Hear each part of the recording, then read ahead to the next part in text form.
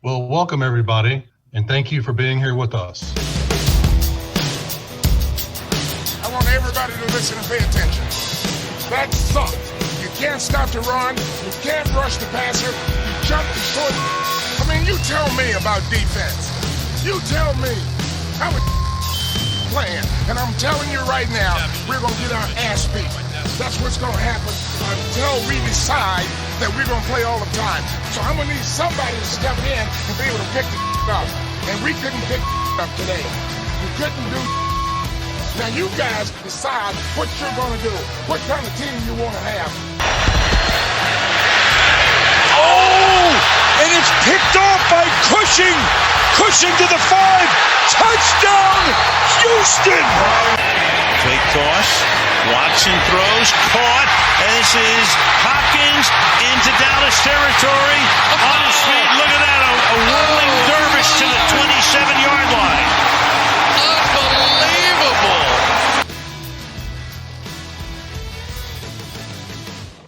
And welcome to another episode of the Turn Up For What podcast, talking your Houston Texans straight from the Great British Isles. We're back again this week for another fan roundtable. We've got 4 gentlemen right across the globe, a couple of different accents, including my own. So we'll do our best to talk you through it from wherever you're listening to this. There was some great feedback last week on the podcast, so we're here again to try and make some sense of what's happened and where the hell all this is going for another week.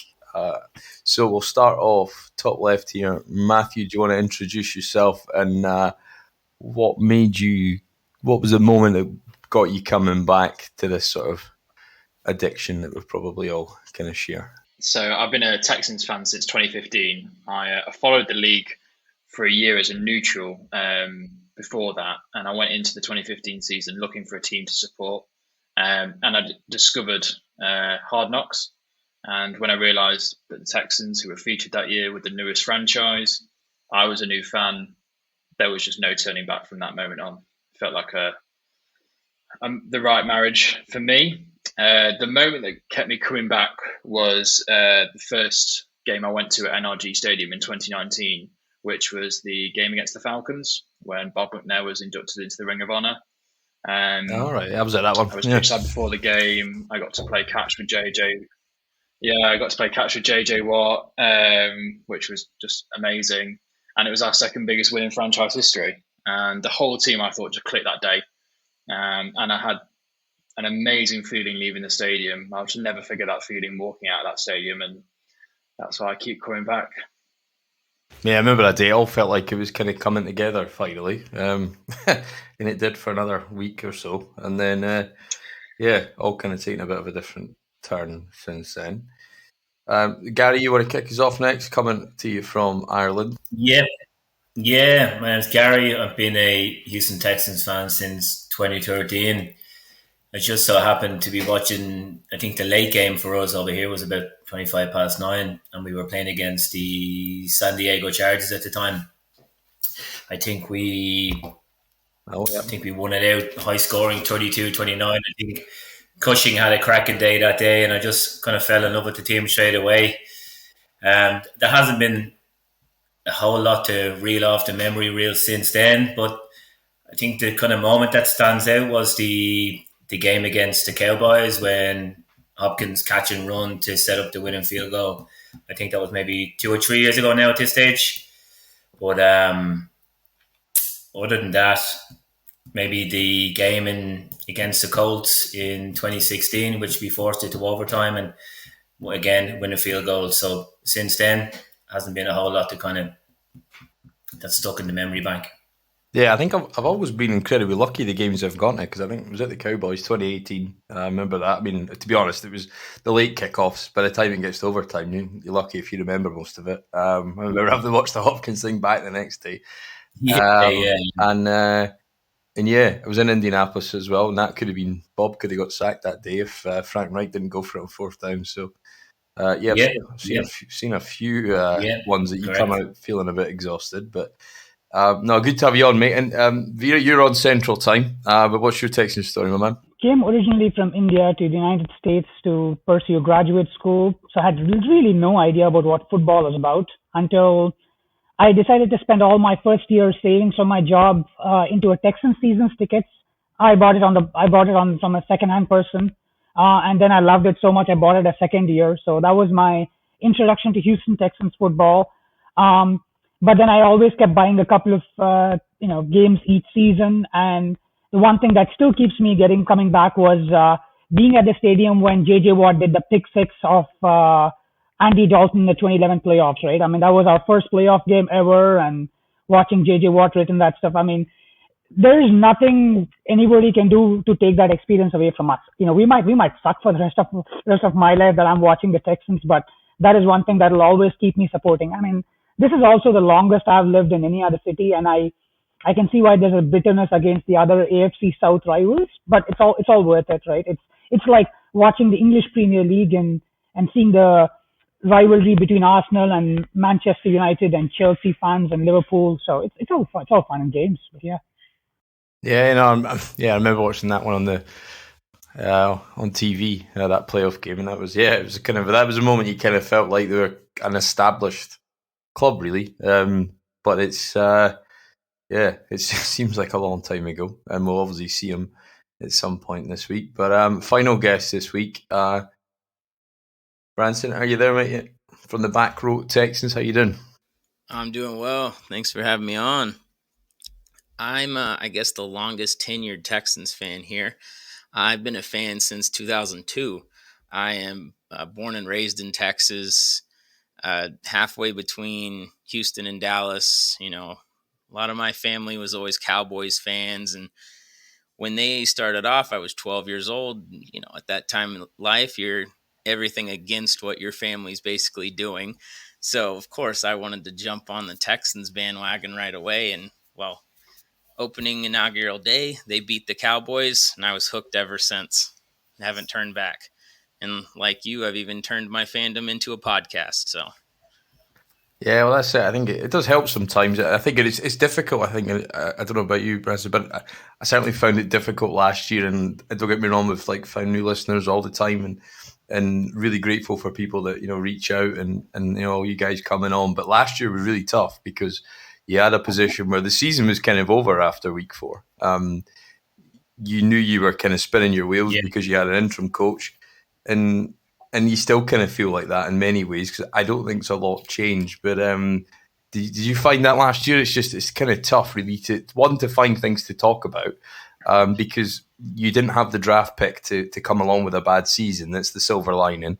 So it felt like at no point there was any positives. And then I think since we've got into this off season as well, it just feels like it's been one slap in the face probably after another. No, absolutely. Yeah, it's kind of been continuous even, since Hopkins left. We were fortunate to have something to talk about all off season long the past 2 off seasons. Not many teams can do that, but during the year, once week 4 happened, it was hard to find something to talk about and find a silver lining.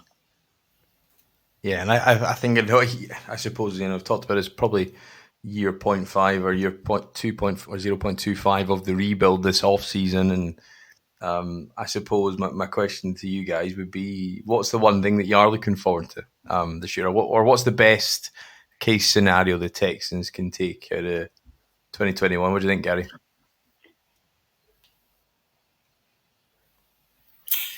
I think it's not a whole lot to get excited about, but I think the requirement of Lovie Smith coming in as the assistant head coach, the coordinator, the defensive coordinator, I think it's something that I'm somewhat excited about, and it's just nice to get a bit of support for having to constantly run Johnson up the middle for 3 or 4 yards with the acquisition of Mark Ingram. Sorry. It's just to have a little bit of an option. I'm nothing against Johnson. I think he's a terrific player, but I think he was always a go-to, and he just grows so frustrated because the defense kind of knew how to kind of deal with him and shut it down, and just the fans kind of grew frustrated because we didn't really have a lot of other options. Our probably best receiver had been suspended. We hadn't really got a lot going on, so I am quite excited to see him.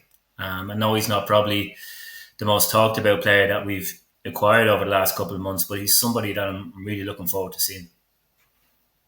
And Matt, what do you think? What do you think at the end of the season? What do you think is the one thing that we can take out of this? And you think, well, we've found a positive in that. I have a very particular answer to this, which I think is goes against the grain of everything I've heard since the draft. But I think Davis Mills has to be the thing that you take some excitement from this season.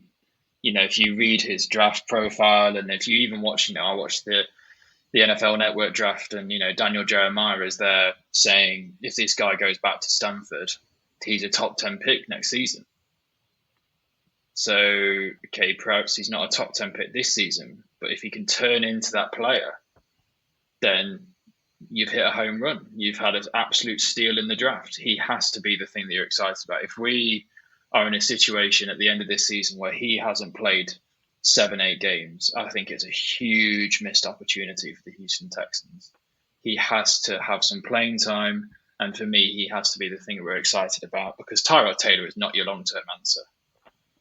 But I think Cesaro, Nick, he made a statement when he drafted him, with his first pick, and I think he has to be the thing you get excited about. I know that is very contrary to the opinion of a lot of Texans fans that are, kind of reading the forums, listening to your podcasts and stuff, but for me, it's all about Davis Mills. I think I have got some reservations about it, but the ones I'm hoping to see sort of pan out earlier would be the draftees in both Nico Collins and Brevin Jordan. But what I'm hoping is there's, like you said, there's enough of a sample size to go into next year to at least make a call like, hey, do we see this guy, Davis Mills, as our longer term answer? But really to see his development happening with Pep Hamilton, especially if Tim Kelly can stay out of his way, right? And I think Tim Kelly is too much in the Bill O'Brien mold, but if Pep Hamilton is allowed to do what he's done with Justin Herbert last year, if he can repeat at least a fraction of it with Davis Mills, at least there's some optimism going into the offseason. What do you think, Branson? Do you think Davis Mills is or has the potential to be the answer? And if you had to give it a out of 10 or out of 100, what would you say the likelihood of that is? Because where he was picked would suggest the odds are stacked against him. Oh, no, for sure. The odds are against him, and no one outside of Houston is believing in him by any means. But he has all the potential to be there. And like you said, had he gone back to Stanford, he probably would have been a first-round pick next year. I'm going to actually be one of the rare few that says I don't want to see him play at all this year. I want him to develop the entire year and sit back. And if we are in a rebuild, drafting a quarterback next year isn't going to help either. You need pieces around him before you bring someone in, or it's going to look like David Carr. I disagree. I think you have to see, Cully, if he is the long-term answer, amazing. I don't think any of us really think he is going to be the head coach in 3 seasons' time. But if he's gone at the end of this season, if he has a stinker, or if he stays for another year or so, I think you have to see what you've got with him. We know Tyrod is not the long-term answer. If you're going to trade, the reason that I think you have to see what you have with Mills is this year is because if you trade Deshaun before the 2022 draft, one of the touted locations is the Dolphins. What happens if you get Tua back in a trade?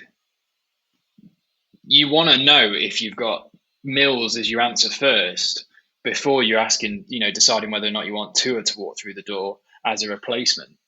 So for me, I think you have to see what he has. I think Pep Hamilton did wonders with Justin Herbert. And for me, I think you just have to give him a swing of the bat. And if he doesn't work out with Cully, if he plays 6-7 games and he absolutely stinks out the joint, then you've got no qualms whatsoever to Darnold walking through the door, because you know that this guy has not been up to scratch. But I think you have to see, and I think Cesario will want to see as well. It's his, it's his first ever pick as a GM. I think he will want to see it as well. Gary, what week do you bring him in if you do bring him in? Because for me, I think it's the rhetoric's been there, and don't get me wrong, there is some opinions out there that I do trust in the draft, and there's not many, but there is opinions out there that have said that if he goes back another year, then he makes it. Well, I suppose my questions are two-part. Is one, why did he not go back, and why did he come out if he drops to the third? Because most of these guys, via their agents, have an idea that will happen to them. And then secondly, I think if just say he does have the talent, hypothetically, Gary, where'd you put him in? Because he's not even through OTAs. He's number 3 on the depth chart right now by all accounts from training camp. I think Branson is kind of correct that although with the season that we're projected to kind of have, it's a case of, well, we've nothing to lose, put him in. But for this guy coming in, he does sort of have everything to lose, you know. So if you look at his schedule, it's not exactly easy. Like, I'm quite worried about us for a couple of weeks before a bye week. I think we've Miami, Chargers, and go and see JJ then as well. Where do you put him in? Like, it's so hard to say. You can't put him really in the divisional games because they're just so important. Would you throw him in week 2 again in Cleveland? It's hard to say. I'd be on the bus with Branson. I probably wouldn't be playing him this year. I'd let him kind of learn and kind of just get used to how things kind of other pieces move around him, and then maybe introduce him if maybe sometime next year. I wouldn't really play him this year because he has everything to lose, because the fans will turn on him. They will, you know, so unfortunately they will. Because the season isn't going to be an easy one. I think that it's going to be a quite frustrating season, that if you do put him in there and he does make mistakes, which he's going to do, I think some people will turn on him and he could destroy his confidence before he even gets going in the league. So I wouldn't play him this year, personally. Yeah, and Branson, do you buy that the fact that if he'd gone back, he would have, in all likelihood, put himself in the reckoning for a top 10 pick in the draft? Because from the tape I watched, I only watched 3 or 4 games really in detail on all 22. And I talked about that with Texans' thoughts on here. And, there was flashes, but Branson, I don't see enough to make me comfortable that projection would happen to a top 10 pick in a year's time. Sure. No, I agree. There's definitely flashes of greatness, and then there's parts where you're wondering, should he have been a 3rd round pick? But, I mean, look at Zach Wilson, look at Joe Burrow. You have guys who have come out of nowhere. He's been a top recruit coming out of high school. He was the number 1 recruit in high school as a quarterback. He has the pedigree and the tools there. So yes, I do think he would have worked his way into the 1st round. And I'll play devil's advocate to myself here just for the sake of argument. If you're putting him in, you do it after the bye week. There's 5 home games, I believe, after the bye week. So you're at least setting him up with some success that way, as opposed to taking him on the road constant. I was leaning on the bye week as the point to transition from Tyrod to Davis Mills. Tyrod he's a steady guy, but I think at best he's like a 500 kind of guy, and with this team it could be even lower. Now, if we are 2-8 after week 10 where we're hitting the bye week, I'm like, you're not going to get any more new answers from Tyrod. So that is probably a good time to transition. I'm like, hey, are you going to go 2-15 with this guy, or are you going to improve to like maybe 5-12 or something like that, right? And that at least gives you a sample size. Like, is there something to work with? Because if this guy is the answer, then you can pursue with him for at least a couple of more seasons and see if that pans out, that talent pans out. And if it's not, ditch all that stuff, and you can look at drafting the whether it is a Kidon Slovis or Spencer Rattler, who's got some other issues, off-field issues to deal with, or you want to just go and get the best player available. So I think there might be more options, but at least you're getting some sort of a verdict on Davis Mills before the end of the season. And guys, what do you need to see? I think that's probably, just say hypothetically you get him in at the bye week, he comes in, he has flashes, but I mean in all likelihood, depending on the fundamental question of this team is, can they stop the run? Can they run the ball themselves, either side of the ball, just to give you a fighting chance of competitiveness this year? What do you need to see from Davis Mills? in order to even make you think you get a second look and you go a different direction come the 22 draft? In order for him to stay around next season, I think he has to come into a game and just play out of his mind. I think you have to see players react to him. I think he has to pull off some pretty difficult throws, and I think he has to keep you in a couple of games where you think, like you say, based on form, we'd potentially lose. He puts up a good fight. I think you have to see teammates rally round him, and I think he has to put us in with a fight, within a chance of winning a game. And if he puts a couple of wins on the board as well, I think if he comes in and it's flat and actually you don't notice the difference between him and Tyrod, that's not the answer. I think he has to you have to see a step change from the team, from his results and from his play from Tyrod in order for him to be the long-term answer or to give him a long-term shot. Yeah, and Branson, you think that is that the element you need to see? You need to see a spark, you need to see game-winning drives, and you need to see a guy who can lead people on the field and not even just keep you engaged, but not hurt you. But then when he does get the ball in his hands, make enough throws to go and put points on the board. Yeah, absolutely. I think the biggest thing is improvement. Seeing improvement from game one to the final game he plays that year, showing the ability to read the defense, pick up on certain things, just being able to learn the NFL speed, how he's moving around in the pocket, his feet work. I mean, if he has terrible feet work, next year is not going to be any better for him. He's going to get destroyed. So having improvement throughout the season and having that spark, like you said, making those throws, being able to go down the field and score points, everybody wants to see somebody go out there with 4 touchdowns and 350 yards. That's probably not going to happen right away. But if, 2 touchdowns, 200 yards, no picks, absolutely, I'll take it. Vera, what do you think is a likely expectation, say it is from the bye right till the end of the season? Take that sample size. What do you need to see to give the guy a bit of give him another chance? I think he's not. We already know he's not the most mobile quarterback. He's not the kind of quarterbacks that are rolling out of the college framework in the last 2 or 3 years, right? He's not. He's more in the Joe Burrow mold than he's in the Deshaun Watson, kind of mold. So, good mechanics, good throwing, because that's basically he's been built as a pocket passer. So if he shows good mechanics there, and like Branson said, if he's showing improvement, they are not going to open up the whole playbook for him in the first couple of games. But if he's showing where he's not making the same mistake again, and they will make mistakes because they are rookies. But if he's showing that he's not making the same mistake again, and he's sort of improving where, he's not staring down a receiver for all of 10 seconds and throwing it to him and having a pick six, right? Things like that. If he's showing improvement there, I think there's something to work with.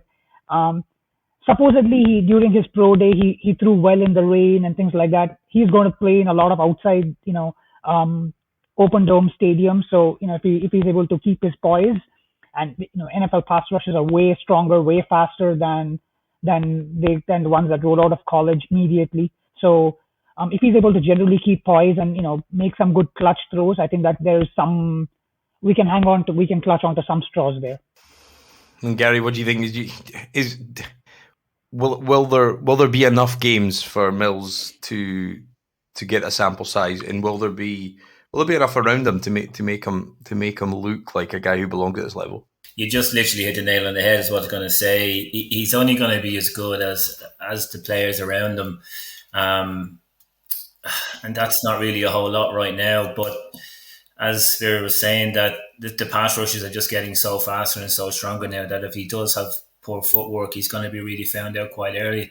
Like last year, we were 83 for 190 something on third downs. If he can come in and start making important third downs and getting the crowd on his side, like that's an automatic win. Like he doesn't have to throw 5 or 6 touchdowns every game. He just has to do the basics and work well in the pocket and make good decisions. I think this year is going to be just accepting what we can when we can get it. And it's just about doing the basics sometimes. And sometimes that's what lets us down. especially on the likes of special teams, on the likes of punt return and kickoff return. That's where we're just kind of found out.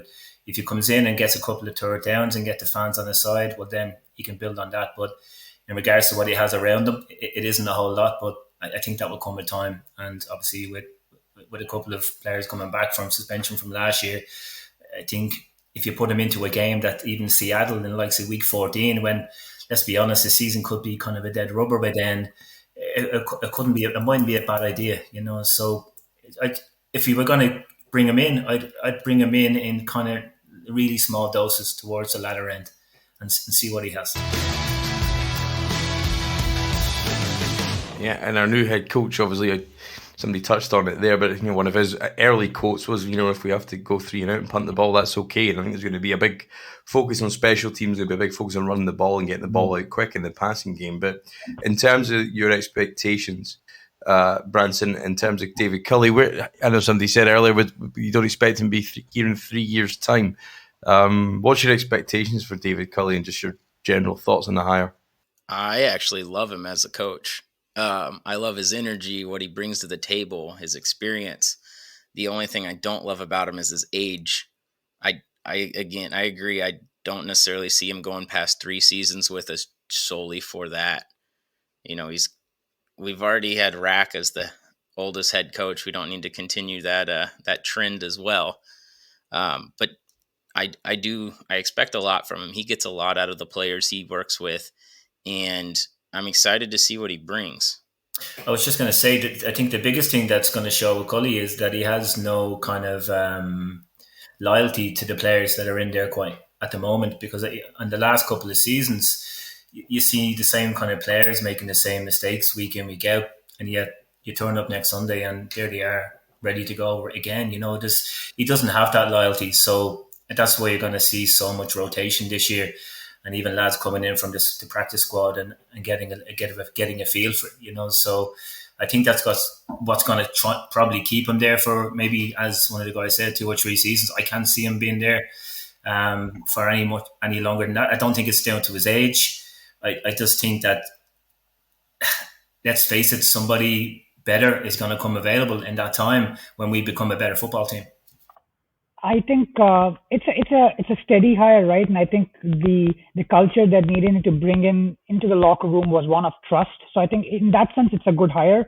Does he have a very high ceiling? No. I think we know who those hires are, and I think there's a good reason they've kept them out, because you don't want to bring in a young first-time head coach and get him burned so bad that he never wants to come back and coach again. But one thing that's so anti-O'Brien of David Culley is the fact that he might just stay out of the offensive and defensive coordinator's path and say, you guys just go do, I'll just be a game manager, right? Just looking at the clock, figure out when timeouts need to be taken or whatever, things like that. I think with O'Brien, he was trying to wear too many hats, trying to be the quarterback whisperer, the offensive coordinator, the head coach and general manager and things like that. I think with Culley, maybe he knows his limitations and he's like, I'm a game manager here. My job is to just manage, make sure the coordinators know what they are doing and let them do their job. And that might be his biggest strength for now. Yeah, I think if you think, well, certainly from Casario's viewpoint, and often it's a case that you take the opposite, and he is literally the antithesis of O'Brien's style in terms of coaching a football team. And I think if you think of his span of control in terms of what he's actually influenced, what he's actually getting involved with on a day-to-day basis, I think it'll be a very, very small fraction of what Bill O'Brien tried to stretch himself far too far. And I suppose it feels like in many senses that he's a figurehead at this stage of his career, and bringing in Bieniemy, bringing in Eberflus might not necessarily worked out for anybody, and it was perhaps the right time. And he's kind of touched upon that as well. And he does come across as a bit of an older guy who's not the most polished in front of the media, and I think that sometimes undermines him. But Matt, in terms of this rebuild and in terms of what that looks like as a plan, where do you see Culley's departure, and how would you go about this rebuild? Because I think everybody, whoever you speak to, was in agreement that this is just not a 1 or 2 year deal. I think it depends on when you trade Deshaun and what you get back for Deshaun and how long this rebuild is. I think if you trade him at the end of next season, like I said before the draft, and you get a quarterback back or some really high picks, I feel like this could be a 2 to 3 year rebuild. I feel like this could be done.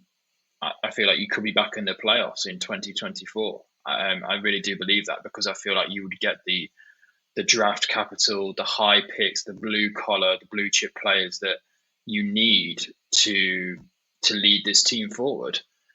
I think if the Deshaun situation gets messy and this gets dragged out, and I saw some comments today that it could be 2023 before this is resolved.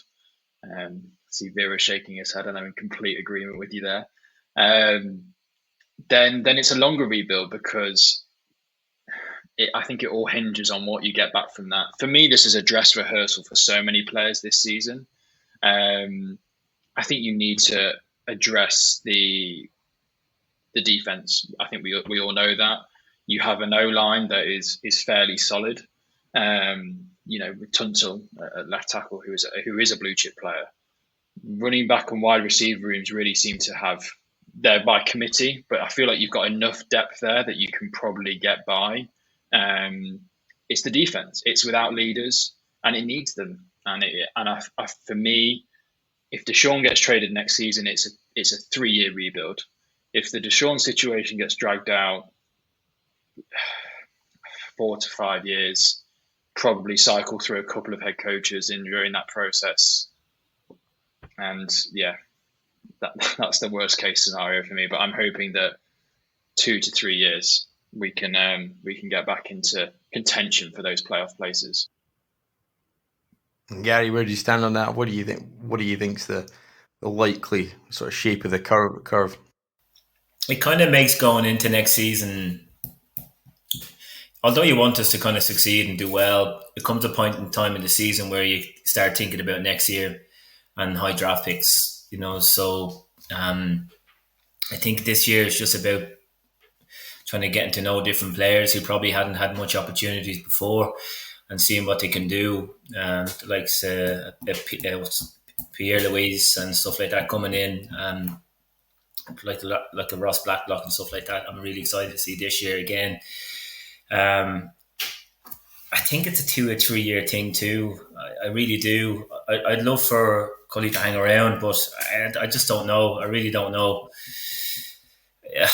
You don't want it to be. You don't want to say, oh, well, if it's a 2 or 3 year thing, you kind of want it to be an overnight success. You want us to start being excited on a Sunday again, watching our football team, pulling on your jersey at 5 o'clock, because let's face it, we play at 6 o'clock most Sundays over here. You just want to get excited to watch your football team again. Like, I was only thinking today, like, when's the last time we had a kickoff return or a punt return for more than 30, 40 yard gain? It's just no excitement with it anymore. It's just that, you get excited for 20 minutes and then the game is on its ass, and then you're like, okay, well, it's maybe next week. I don't want it to be 2 or 3 years before that's not a thing anymore, but unfortunately, I think it is. The biggest thing I think of last season, the biggest thing for the owners last year, I think there was no fans in the stadium. I really do, because things could have went really south pretty quick if there were 60, 70,000 people in NRG. It really could have done quite easily. I think this year it's going to be how long before they start turning on the coach, the players, again, obviously the owners, when results don't go their way. So I don't want it to get to that stage, but I think it's inevitable. I really do. And hopefully in 2 or 3 years, let's face it, we're going to have the same owners, that just things are a bit better and some changes were made in the back room, So that's what's most important.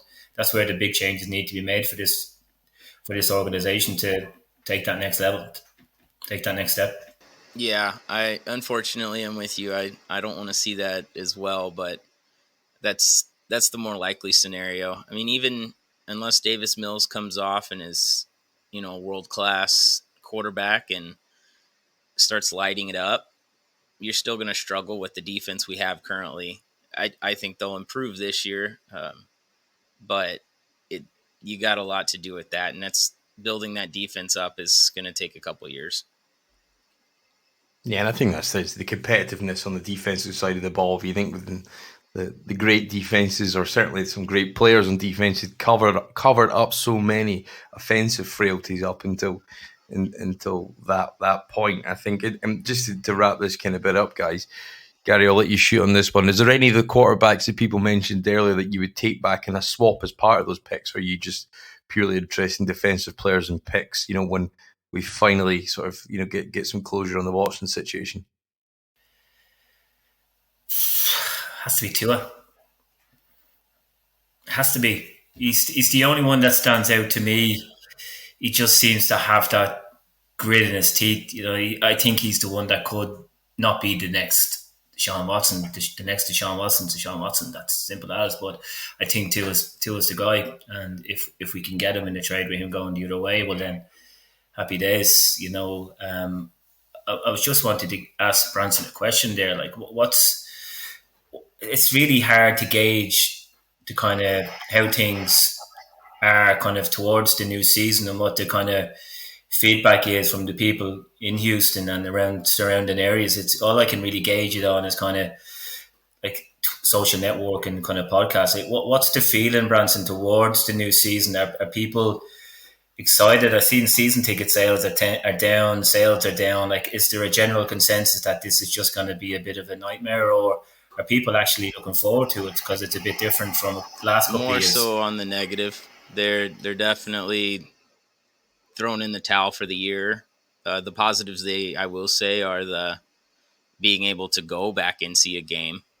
Yeah, the ticket sales are down, but just to be able to go out and experience it still, people are wanting to do that. And, they are wanting to see the young talent, hoping, that the Caserio and Coley live up to the word competition and let the cream rise to the crop, not have favorites and put people in doghouses like we've seen in the past, but to actually let the young guys play and see what we have. That's where everybody's probably feeling. Yes, I think when you saw last week for the game opener, you can get 4 pizzas, 4 sodas, and 4 tickets for $200. I think that probably gives you an idea of where season tickets are. I know I was at one point 12,000 on the wait list. Got offered last year, and obviously said no, thank you. As it was at one point an investment and a handy thing to have. But I think you can see that. I know a lot of people I know haven't renewed and given up their PSLs, and just have taken a step back because like they feel like they've been let down. Vera, where are you on that one in terms of ticket sales? Because I think one of the biggest points of last year was when it came to week 4 and there was 13,500 tickets for sale and they didn't even sell those because people knew where the season was going at that point. And I think that maybe helped and greased the wheels a little bit of the O'Brien thing. Not to a big degree, but I definitely think it would have come in. I think you'll see that this year. There'll be an element in there that people are just delighted to be there. But I think, Vera, there's also going to be people there that have seen this and knew where this could have gone and are watching it, probably going to sort of not unravel, but certainly not be very steady this year. What do you think, Vera, is going to be the reaction of people in the stadium when they get in there? Just say this team starts off 2-8. I think people are already going in with some very low expectations to begin. But like Branson said, everybody's just happy to get out there. I mean, it's been a year and a half of misery with everybody being cooped up at home, not being able to go to any public places. So I think that's the big, make this a family atmosphere and go and have a good time at the football game. Maybe not necessarily looking at the game itself because they're putting out a very poor product on the field. But like Matt said, the sooner Deshaun Watson gets, traded, the sooner we start, the sooner we start accumulating these future draft picks, that brings the hope and the hype, right? Because right now I think it's almost a done deal in Houston. Everybody's already assuming that Watson already has a foot out of the door, which he does. That they're hoping, whether they can find some off-field closures on those legal cases that, let's start building up the hype for the future draft picks. I mean, Miami did that really, really quickly in a year when they dumped all their players and rebuild within a year. I think that's going to be very hard, but 23, 24 is when we could start to see maybe a hope for a winning season. We'll go from there. It's just a quick one, but doesn't it just give a good insight as to where the football team is and where the organisation is that they can't sell 14,000 tickets when people are literally coming out of a lockdown, being cooked up at home all day, nothing to do, where they couldn't even be really bothered to go and see their football team for 4 or 5 hours and have a few beers.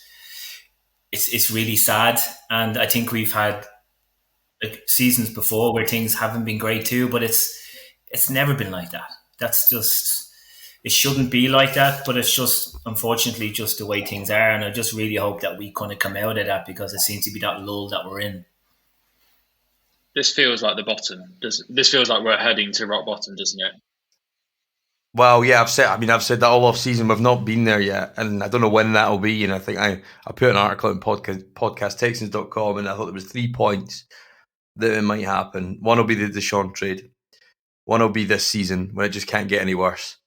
Or my fear is that you get all these picks, and if you don't necessarily hit on them all, in 3 seasons' time, you're kind of no better off. You felt like you're at the bottom, but actually it gets worse, and you're stuck in those bottom 5 or 6 teams in the league, and there's been a number of franchises that have shown it's hard to get out of that.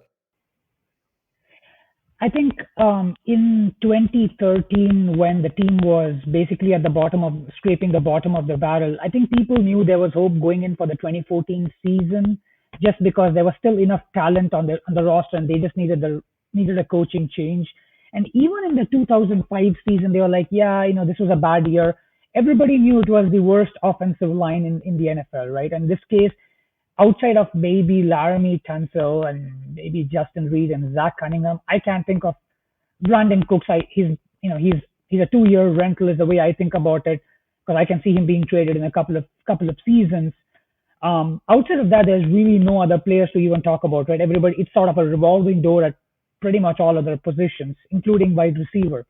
So unless we are able to find some cornerstones, and that's the hope for this season, that if even 2 of these players, and Matt, I really hope Davis Mills pans out, right? But I'm hoping that if it starts with even Davis Mills is like, yeah, maybe there's some questions there, but if the Nico Collins and the Brevin Jordans pan out, where we have maybe a couple of more players to put our offense around, then use the 2022 NFL draft to find some defensive cornerstones, right? Whether it's with a pass rusher, whether it's a cornerback, because those seem to be again, very, very hard to find. So if you can find a pass rusher and a cornerback in the next draft, or through the trade process, if Deshaun Watson goes to Miami, then bring Xavier Rhodes in with all those other picks, right? Xavier Rhodes, maybe I'm confused, not Xavier Rhodes, but there's the other Xavier Howard, yeah. He's their stud cornerback, but Xavier Howard, my bad. But yeah, bring a couple of cornerstones in, and that a little bit of senior players in there, and obviously a bunch of young blue chip players. Build the team around that, and that will bring in more people, and you will see those more people stacking up in the line to buy season tickets. People have a very short memory. I think rock bottom is the place we are in until Deshaun Watson gets traded. I feel like we are stuck in the mud with no light at the end of this tunnel until that saga is resolved. I used to work for, obviously I'm in England. I used to work for a sports team here in the UK, and we had a similar situation once where 2 of our star players wanted to leave. They made it very publicly known that they wanted a transfer request, and the whole atmosphere around the club I worked for hit rock bottom. As soon as they left, it was a fresh start. Fans got excited again. They started coming back because it was about the future. It was about rebuilding. It was about what's next. It was about looking forward again. And I feel like we're in that same situation with the Deshaun Watson situation. And I feel like this is pretty much rock bottom. And I'm hoping that it's resolved sooner rather than later, so we can all start to look forward again. And to Gary's point, which is kind of what I just wanted to respond to, is that those ticket sales can start to come back again, because people are looking forward to seeing the Brevin Johnsons and seeing what Nico Collins has to offer at wide receiver. That's my hope.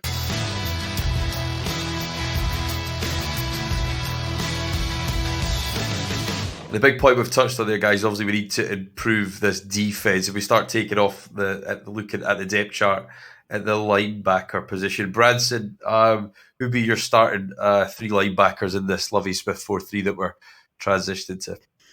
Obviously, Cunningham is going to be starting. We know what he can do. But man, a couple of the one. I mean, it's hard for me to pick between Gruger, Hill, Pierre Lewis, Kirksey. You know, I'm really looking forward to seeing what all three of those guys can do. Honestly, if they rotate those guys in around Cunningham and kind of go from there and just let that competition roll. We have felt like we brought in 4,000 linebackers this offseason. You know, hopefully we can hit on 3. Yeah, it's difficult. I think it's hard to look past Neville Hewitt in some ways. I think I don't know if he's the Ty Adams kind of effect there. Yeah. And in terms of, you know, he made a lot of tackles, but you know, the defensive line in front of him was letting everybody through. So it kind of meant, well, he was in a position where he had to make those tackles rather than being off the ball. I think, yeah, for me, I don't know what you think, Vera, but for me, I think I've got Cunningham at the wheel here. I think Kevin Pierre-Lewis, even though I know he was dropped by Washington last year halfway through the season, but maybe have him at the Sam, and then look, just because of experience alone at the start of the season, having Kirksey at the mic, and hopefully, and you've got Gruger, Hill, Hewitt, and then obviously you've got Garrett Wallow as the kind of 3 backups to them. Do you see it any differently to that, Vera? I think Wallow is going to make the practice squad. I think he's got some deficiencies unless he just, you know, completely pops off the chart in the training camp. Even if the defense is bad, I expect them to be making an improvement for the simple reason that all these defensive coaches who are first-time coaches with this team are playing for their careers, are coaching for their careers. So, you know, Romeo Crennel didn't really care last season where the team was going because he was like, yeah, I'll go retire. Some of the younger coaches like Bobby Kings, who's done well generally with whatever he was given, I think people like him are wanting to have a longer stint in the NFL. So they're going to be coaching like there is no tomorrow. So I expect them to be making a jump. It might be from number 32 to number 25, but I'll take the jump. Yeah.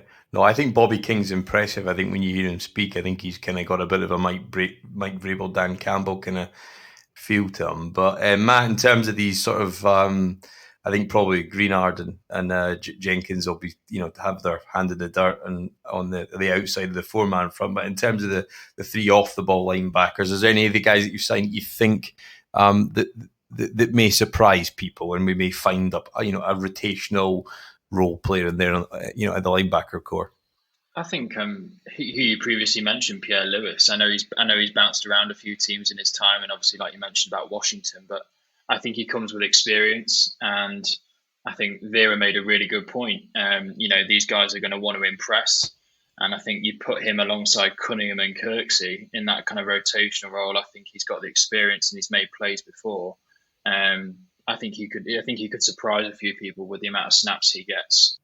Yeah, and Gary, is there any of these guys, or Tay Davis, Harry Nickerson, Joe Thomas, or, you know, Nate Hall's been here a while, but do you think any of those guys kind of stick out to you and might make an impact on this team? And actually, do you think Zach Cunningham will have a bounce back year as well? Because he's going to need to.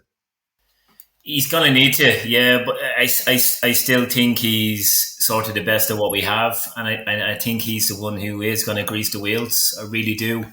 I think you got to build it around him. Kevin Pierre will always come into most people's conversations.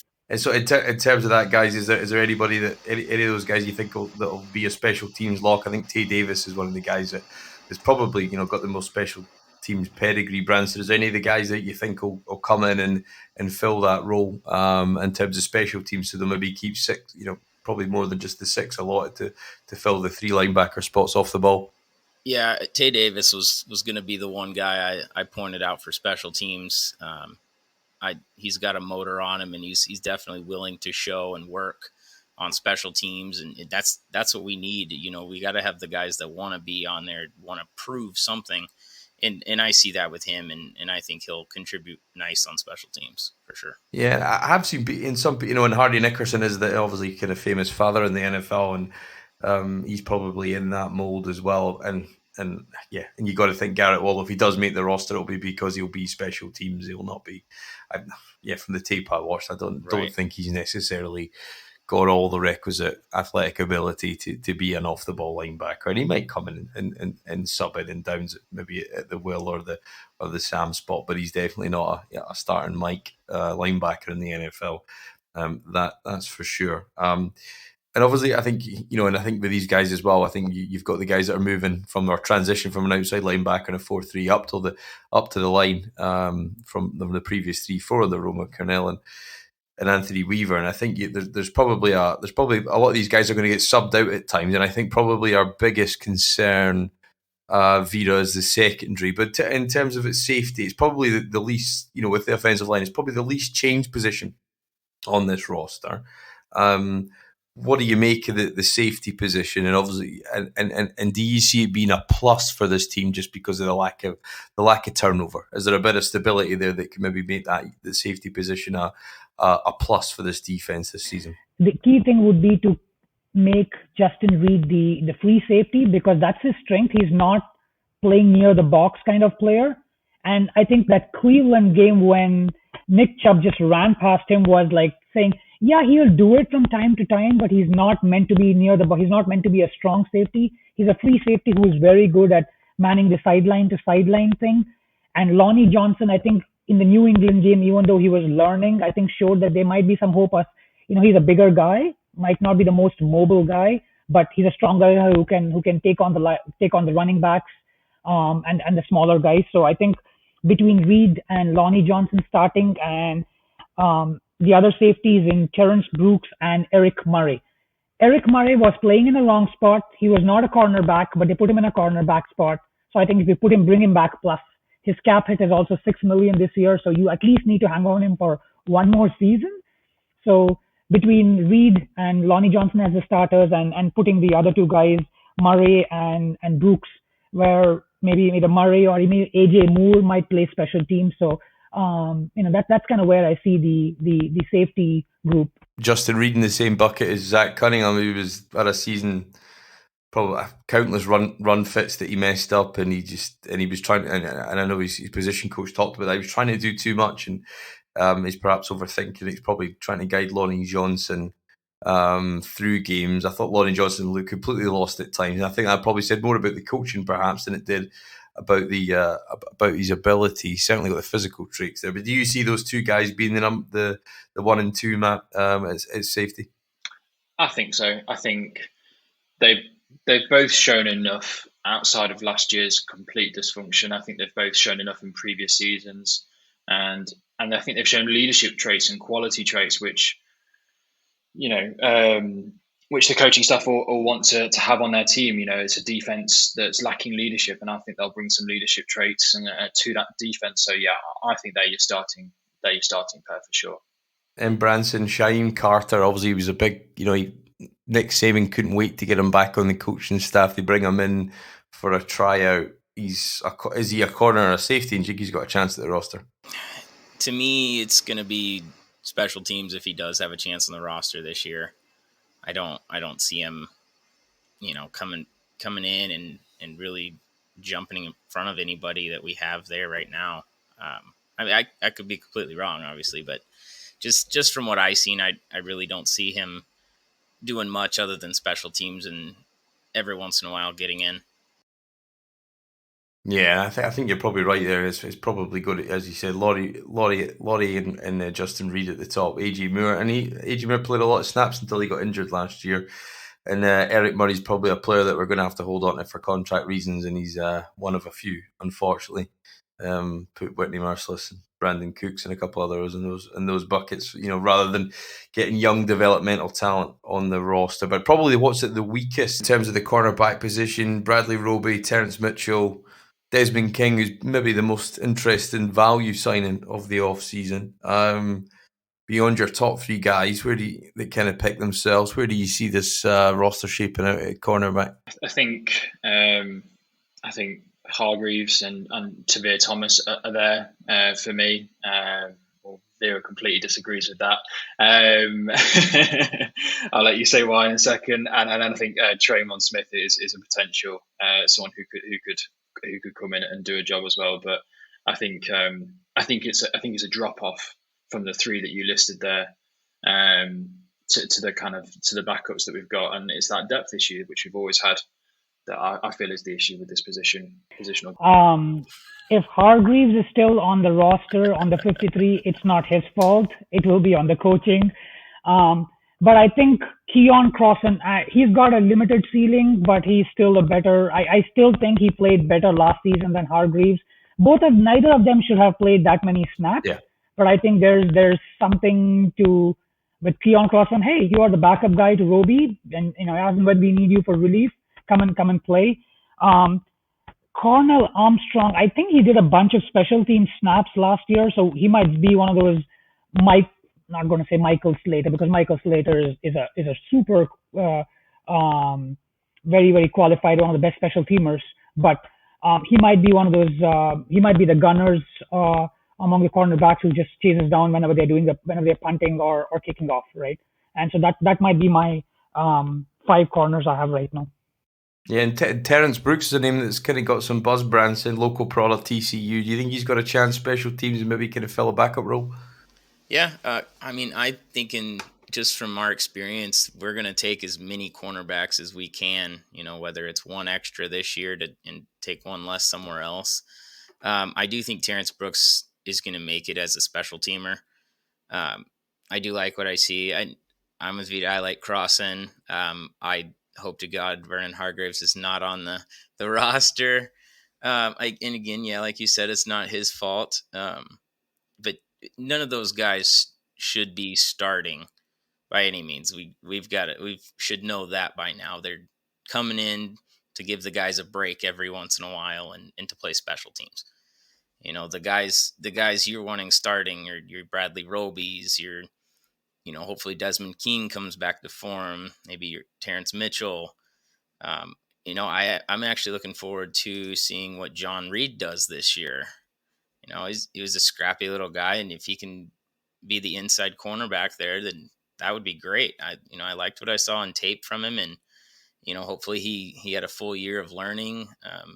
Not necessarily learning from the guys that were there, but just learning the game in general to be able to jump in and do some. Yeah, I think John Reed's one of the guys, and Jonathan Grenard's in the same bucket, and so is a few others, Vera. But do you think John Reed's got a future as a starter? Because in the limited snaps he did play, and ironically week 1, and we didn't see him for the rest of the year, he looked like he belonged. He certainly didn't look out of place like some of the guys we had to watch later in the year. So do you think there's a player there that we've just not given the exposure to this point early in his career? I think so. I think he's got limited skill sets. He's not the tallest guy.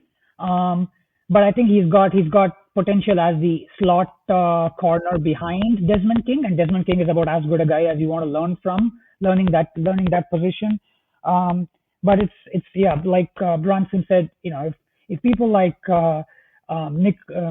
Hargreaves still makes it to the roster, it's not his fault. But I think I will not be surprised if when the cuts start happening, that they trade player for player swaps like we did with Martinez Rankin and that running back we got, who was great. So I wouldn't be surprised if Carlos side. So I wouldn't be surprised if something like that happens right before the cuts happen. So they might just do a player for player swap and that person makes it. So I think on the cornerback roster, I think there's still a spot that it could be a complete surprise. And one final thing. Yeah, I think we'll probably pick up somebody. One final thing. Bradley Roby is going to be out for the first game of the season because he's still got to serve his last game of the suspension. So it'll be interesting to see who starts week 1 across from Terrence Mitchell. That'll be interesting. Yeah, any ideas on that, guys? I couldn't tell you. King. That King would be my guess. On the perimeter?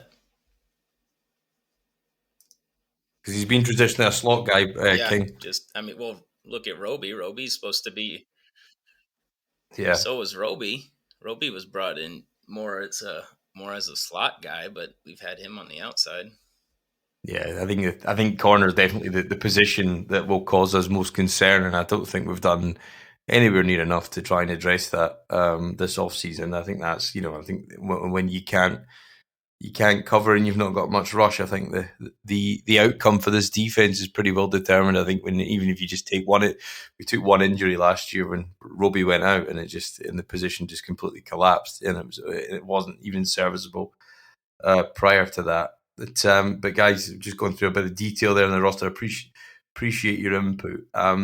If I was to ask you one question of this, and of all the things that have happened to this football club in the last 3 years that have kind of led us to this point, when you sort of go through a rather bare defensive depth chart there.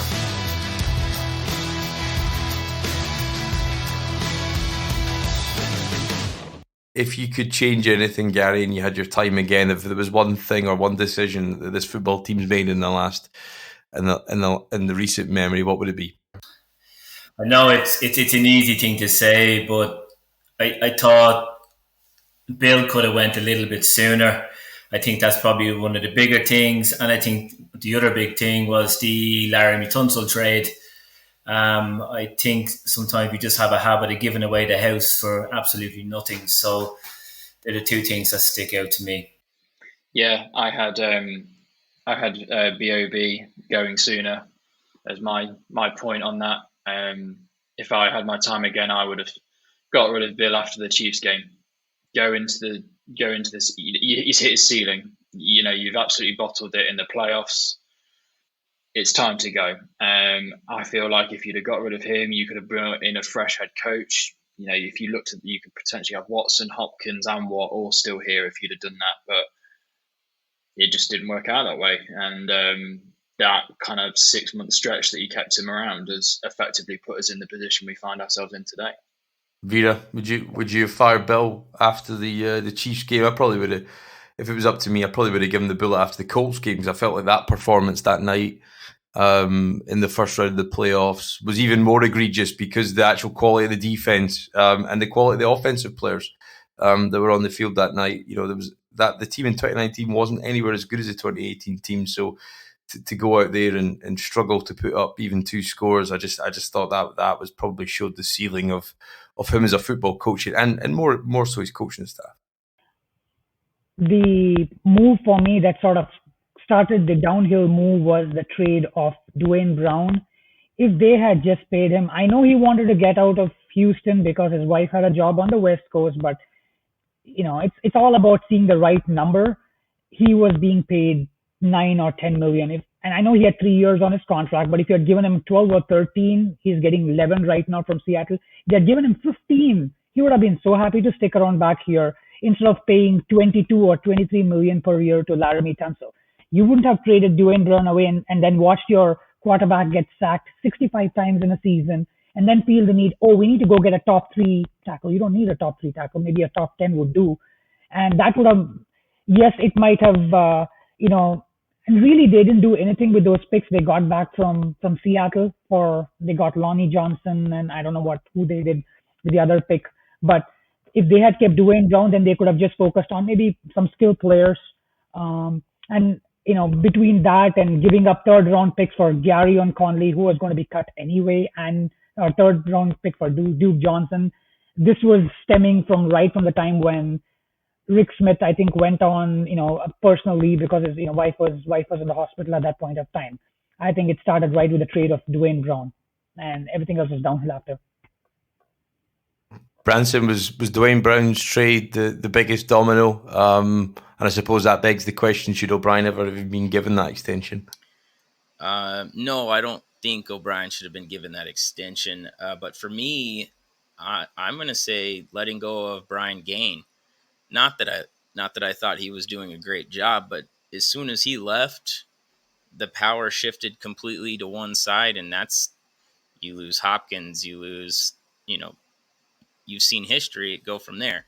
If he stays, because they prematurely dumped him thinking they had Nick Caserio already in the bag, and then tampering issues happen, you keep him on and maybe he's at least able to say to Bill, hey, you can't do that. Hey, deal with it.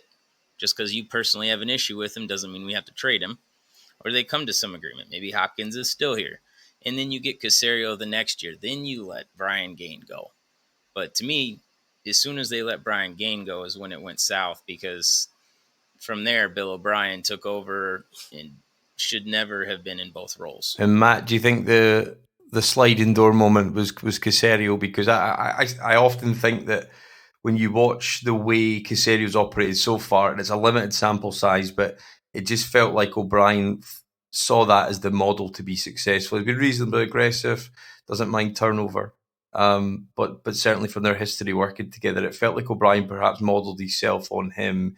And if you'd have got Caserio at one or even the second rather than the third attempt at bringing him into the building, do you think that would have been enough checks and balances? And it might have been the fact that he had to let his friend go and bring in a new head coach, but would that have left as a more solid foundation that you could have got a genuine bona fide head coach like Eric Bieniemy, like Sir Brian Dabble, all the big names that were linked. Robert Saleh, watched a video of him the other day, and it just looks like that building's all moving in one direction. Was Caserio's first two failed hires perhaps even a point that could have just not left us in probably the bottom of the pit that we're in right now? Yeah, I feel like the thing that sums it up for me is that they didn't understand the rules about how to approach him and do it properly. That they hadn't thought through the tampering issues. It felt very shotgun. It felt very shooting from the hip. We're not happy with Brian Gain, so let's go after this guy. Oh no, we've got that wrong. Oh no, and then tampering charges, and it felt like from the leadership from the top, and obviously we know that the situation with the McNairs and it isn't fantastic.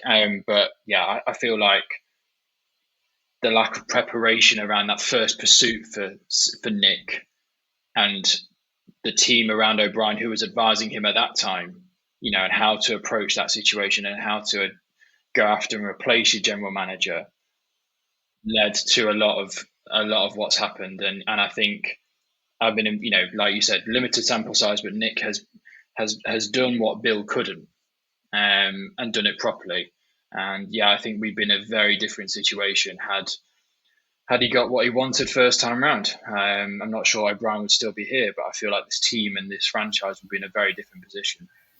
Yeah, it's just on Nick. I kind of got the impression, and even if Bill and him were there at the same time, I kind of get the impression with Nick that he doesn't really have to kind of the balls, if you will, to make those moves within the back room and make those changes.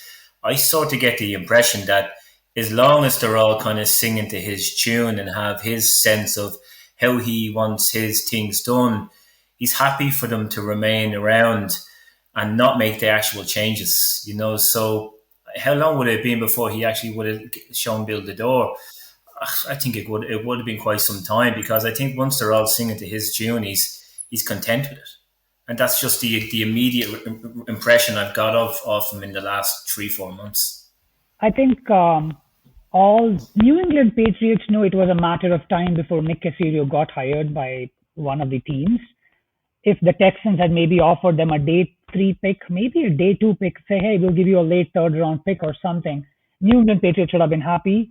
And he would have probably prevented all the Duke Johnson and Gary on Conley picks and the future DeAndre Hopkins. But what is sort of surprising is Nick Caserio and Jack Easterby both have the same agent, Bob Lamont. And the fact that he couldn't have done a simple check with his agent, like, hey, is this guy even available? What's his contract status? You think, I don't need to know what numbers he's getting paid, but you'd be like, hey, what is his contract? Is it expiring this year? Is it expiring next year? And they could have planned the exit of Brian Gaines, said, you will be leaving after the 2019 season, not right before. And maybe some of these things, some of these embarrassments could have been saved. But it's all history. Hindsight is always 2020. There's not a whole lot, to be honest. I'm just looking forward to getting those 3 meaningless games out of the way and getting going against the Jags and just see where we are. I'm looking forward to see how the roster takes shape over the next couple of weeks. But I just want to kind of get down to the brass tactics now and see what to get the guys look on the field, because at the end of the day, that's what it's all about. But most importantly, I'm just looking forward to tuning in and seeing a packed energy, getting behind a team that they can be proud of. And I think that's what we all just want at this stage. How irrespective of the results and how we perform, whether we lose all games or we have a winning season, I just want to be a team to be proud of at this moment. I think I'm looking forward to, I wouldn't hit the fast forward button. I'm looking forward to just seeing the players back out on the pitch. I feel once the team gets out there, as Vera and Gary have said, you see some players that you like. I feel like the noise of this off-season starts to quieten down a bit because we start to talk about the product that's on the pitch. And I'm looking forward to seeing what this coaching staff bring. I think we are the total enigma of this season's NFL. We could be 1-16 or 8-8, and I'm really looking forward to seeing the journey that we go on. I feel like we are going to be a total unknown, and I think each week is going to be a roller coaster, but I am definitely along for the ride. And what do you guys think is best case scenario the Texans' record this season? A 17-game schedule, remember? It's not 8-8 anymore, is it? I just realised that when I said it. 17 games catching me out. I'd like 7 wins. If we can go 7-10, I'd take that. Should keep us in a top 10 pick, but should also show some improvement from last season. I'm even more optimistic than Matt. I am worried about a certain couple of weeks of the season, especially before the bye week, but we have 4 or 5 games after that they're at home that I'm hoping we can squeeze a few in, but I'm going to go with, you're probably going to laugh, but I'm going to go with an 8-9 season. No, I think for this season, either we need to be really good, where we make it to the playoffs, or we need to absolutely be at the bottom of the barrel, where we are picking in the top 5. And I'm not saying it has to be a quarterback. It could be Kayvon Thibodeau or the best, defensive back that there is out there. We'll figure that out. I am hoping 5-12 or anything above that. I'll take that as a bonus, because right now I think Las Vegas is pegging us at 4 games. I'm like, 4 games? That's a lot of games. But 5 games with maybe 2 wins within the division. I'll take that. Well, certainly there's probably some more optimism there than perhaps, as you said, the bookmakers will give you this off season. But thanks again for your time, guys. Much appreciated this evening to chat and come together and make some sense of all this kind of mess and all these all this drama that's surrounded this team this off season and last, and perhaps the season before that. But thanks again, everybody, for listening. If you've not already, checked some of our articles out on podcasttexans.com. We've got some off-season piece in there which continue to be pertinent right through until we get to game time. Check us out. Please share, review, and like the podcast, social medias, etc. It helps people find us. But thanks again for listening this week, and we'll be back with another couple of these in the following weeks as we get through this period to training camp.